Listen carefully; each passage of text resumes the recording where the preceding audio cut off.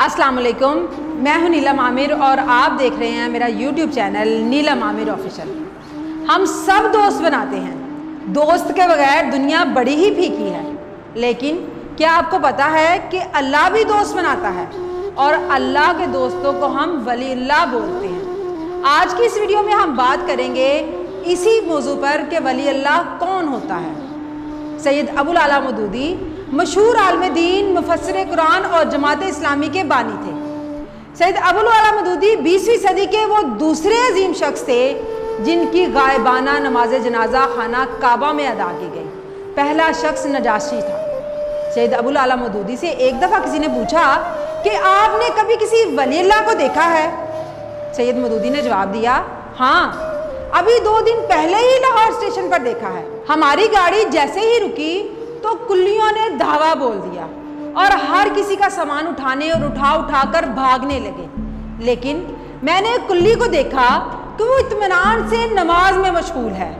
जब उसने सलाम फेरा तो मैंने अपना सामान उठाने को कहा। उसने सामान उठाया और मेरी मतलूबा जगह पर पहुंचा दिया। मैंने उसे 1 रुपया किराया अदा कर दिया। उसने 4 आने अपने पास रखे और बाकी मुझे वापस कर दिए। मैंने उससे अर्ज की कि 1 रुपया पूरा रख लो, लेकिन उसने मुस्कुराते हुए जवाब दिया, नहीं साहब, मेरी मजदूरी 4 आने ही बनती है। आप यकीन करें, हम सब वलीउल्लाह बनने और अल्लाह के वलियों को ढूंढने में दरबदर जलीलो ख्वार होते हैं। हम समझते हैं कि हमें मुश्किल तरीन रियाजतों, मुशक्कतों और मुराकबों से गुजरना पड़ेगा। सारी सारी रात नवाफिल में गुजारनी पड़ेगी या शायद गले में तस्बीह डालकर मैले कुचैले कपड़े पहनकर अल्लाह की सदाएं लगाना पड़ेगी। तब हम वलीउल्लाह के दर्जे पर पहुंच जाएंगे। हमारी आधी से ज्यादा कौम भी उसी को वलीउल्लाह समझती है जो एबनॉर्मल हरकतें करता नजर आएगा, जो रुमाल से कबूतर निकाल दे या आशिक को आपके कदमों में डाल दे। अल्लाह का दोस्त बनने के लिए तो हमें अपनी अना को मारना पड़ता है। कुर्बानी, एसार और इत्तफाक को अपनी जात का हिस्सा बनाना पड़ता है। इशफाक साहब कहते हैं कि एक दफ़ा मैंने अपने अब्बा जी से पूछा कि इश्क मजाजी और इश्क हकीकी में क्या फ़र्क है।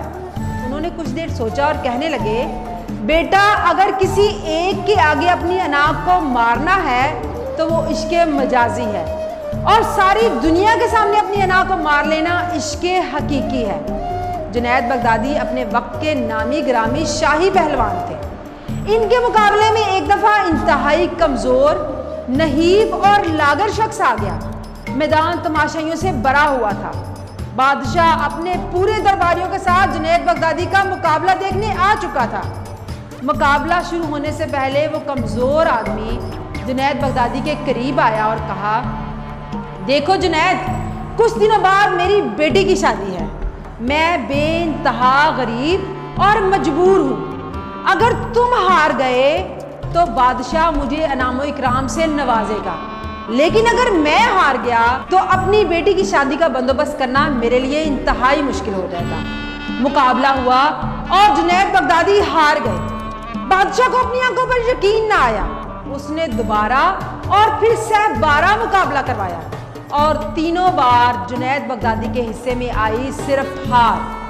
बादशाह ने सख्त गुस्से में हुक्म दिया, जुनैद को मैदान से बाहर जाने वाले दरवाजे पर बैठा दो, और तमाम तमाशाइयों को हुक्म दिया कि जो जाएगा जुनैद पर थूकता हुआ जाएगा। जुनैद बगदादी की अना खाक में मिल गई, लेकिन उनकी वलायत का फैसला क़यामत तक के लिए आसमानों पर सुना दिया गया।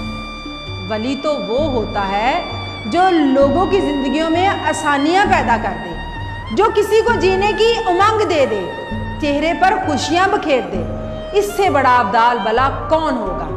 हज़रत शेख मारूफ करखी के दिल को अल्लाह ने नूर से इतना मुनव्वर किया कि ईसाइयत से निकले और वलायत तक पहुंच गए। आपके मामू हाकिम शहर थे। उन्होंने एक दफ़ा देखा कि आप वीराने में बैठे हुए रोटी खा रहे हैं। एक कुत्ता सामने बैठा है। एक नवाला अपने मुंह में डालते और एक कुत्ते के मुंह में दे देते। मामू ने उनसे कहा, मारूफ, तुझे शर्म नहीं आती कि कुत्ते के साथ खाना खा रहे हो? आपने फरमाया, मैं शर्म के बाइस ही तो ऐसा कर रहा हूँ। آپ نے فرمایا جس کا ظاہر اس کے باطن سے اچھا ہے وہ مکار ہے، اور جس کا باطن اس کے ظاہر سے اچھا ہے وہ ولی ہے۔ ایک روز آپ اپنے نفس سے کیا خوب فرما رہے تھے، اے نفس مجھے خلاصی دے دے کہ اس میں تیری بھی خلاصی ہے۔ ولایت شخصیت نہیں کردار میں نظر آتی ہے۔ حضرت ابراہیم بن ادم رحمۃ اللہ علیہ بلخ کے بادشاہ تھے۔ ایک دفعہ ایک واقعے سے متاثر ہو کر تارک دنیا ہو گئے، بادشاہت چھوڑ کر ولی اللہ بن بیٹھے۔ آپ رحمۃ اللہ علیہ کو بزرگان دین سے شرف و نیاز حاصل رہا۔ ابراہیم بن ادم کی خدمت میں ایک شخص حاضر ہوا اور چند دن رہنے کی اجازت مانگی۔ آپ نے اجازت دے دی۔ وہ کچھ دن آپ کے ساتھ رہا اور انتہائی مایوس انداز میں واپس جانے لگا۔ ابراہیم بن ادم نے ان سے پوچھا، کیا ہوا برخوردار، کیوں آئے تھے اور کیوں واپس جا رہا ہو؟ اس نے کہا، حضرت آپ کا بڑا چرچا سنا تھا، اس لیے آیا تھا کہ دیکھوں کہ آپ کے پاس کون سی کشف و کرامات ہے۔ اتنا بول کر وہ نوجوان خاموش ہو گیا۔ ابراہیم بن ادم نے ان سے پوچھا، پھر کیا دیکھا؟ کہنے لگا، میں سخت مایوس ہو گیا، میں نے تو کوئی کشف و کرامت وقوع پذیر ہوتی نہیں دیکھی۔ ابراہیم بن ادم نے پوچھا، نوجوان یہ بتاؤ اس دوران تم نے میرا کوئی عمل خلاف شریعت دیکھا یا کوئی کام اللہ اور اس کے رسول کے خلاف دیکھا؟ تو اس نے فوراً جواب دیا، نہیں ایسا تو واقعی کچھ نہیں دیکھا۔ ابراہیم بن ادم نے مسکراتے ہوئے اس کے کندھے پر ہاتھ رکھا اور بولے، بیٹے میرے پاس اس سے بڑا کشف اور اس سے بڑی کرامت کوئی اور ہو ہی نہیں سکتی۔ جو شخص فرائض کی پابندی کرتا ہے، کبائر سے اجتناب کرتا ہے، لوگوں کی زندگیوں میں آسانیاں پیدا کرتا ہے، آپ مان لیں کہ اس سے بڑا ولی کوئی ہو ہی نہیں سکتا۔ اللہ کے ولی کی سب سے بڑی نشانی یہ ہے کہ وہ صاحب حال ہوتا ہے، نہ ماضی پر افسوس کرتا ہے اور نہ مستقبل سے خوف زدہ ہوتا ہے، اپنے حال پر خوش اور شکر گزار رہتا ہے۔ جو اپنے سارے غموں کو ایک غم یعنی آخرت کا غم بنا کر دنیا کے غموں سے آزاد ہو جائے، وہی وقت کا ولی ہے۔ یاد رکھیں، جو لوگوں سے شکوہ نہیں کرتا، جس کی زندگی میں اطمینان ہے، وہی ولی ہے۔ جس کے دل کی دنیا میں آج جنت ہے، وہی وہاں بھی جنتی ہوگا، اور جس کا دل ہر وقت شکوے، شکایتوں، حسد، بغض، لالچ اور ناشکری کی آگ سے سلگتا رہتا ہے، وہاں بھی اس کا ٹھکانہ یہی ہے۔